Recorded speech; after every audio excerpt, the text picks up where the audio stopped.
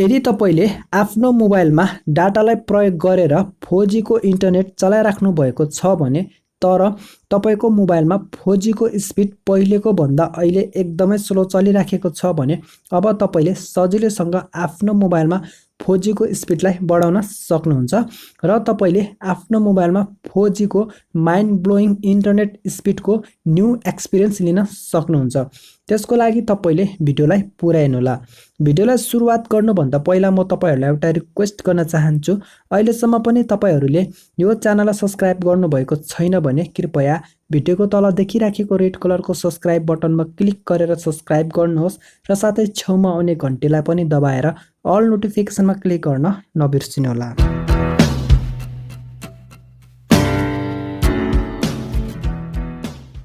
आफ्नो मोबाइलमा भएको 4G को स्पिड पहिलेको भन्दा अहिले एकदमै स्लो चलिराखेको छ भने अब तपाईले सजिलैसँग आफ्नो मोबाइलको 4G को स्पिडलाई बढाउन सक्नुहुन्छ। त्यसको लागि तपाईले सेटिङलाई ओपन गर्नुहोस् र अब तपाईले यहाँ SIM card and mobile networks भन्ने अप्सन देखिराख्नु भएको छ, यसमा क्लिक गर्नुहोस् र अब तपाईले यहाँ भोल्टी इनेबल भन्ने अप्सन अहिले डिसेबल भएको देख्न सक्नुहुन्छ।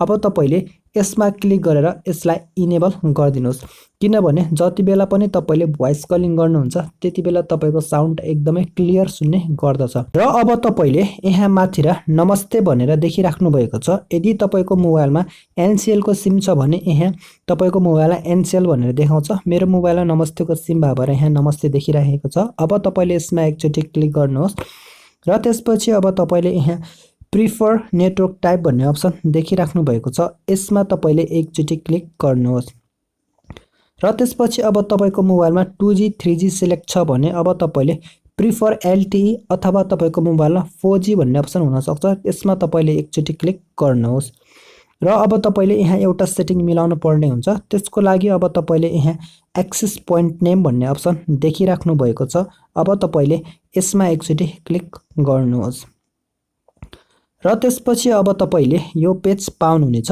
यहाँ सबैभन्दा तल तपाईले देख्न सक्नुहुन्छ रिसेट टु डिफल्ट भन्ने अप्सन रहेको छ।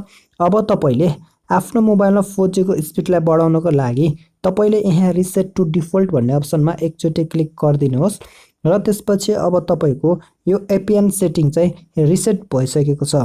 यसरी तपाईले यो सेटिङलाई रिसेट गरिसकेपछि अब तपाईले यसलाई एकचोटी ब्याक गरिदिनुहोस् र अब तपाईले आफ्नो मोबाइललाई एकछिनको लागि स्विच अफ गरिदिनुहोस्। स्विच अफ गरिसकेपछि अब तपाईले फेरि आफ्नो मोबाइललाई स्विच अन गरिदिनु होला र अब तपाईले आफ्नो मोबाइलको डाटालाई अन गरेर आफ्नो 4G को स्पिडको तपाईले नयाँ एक्सपिरियन्स लिन सक्नुहुन्छ।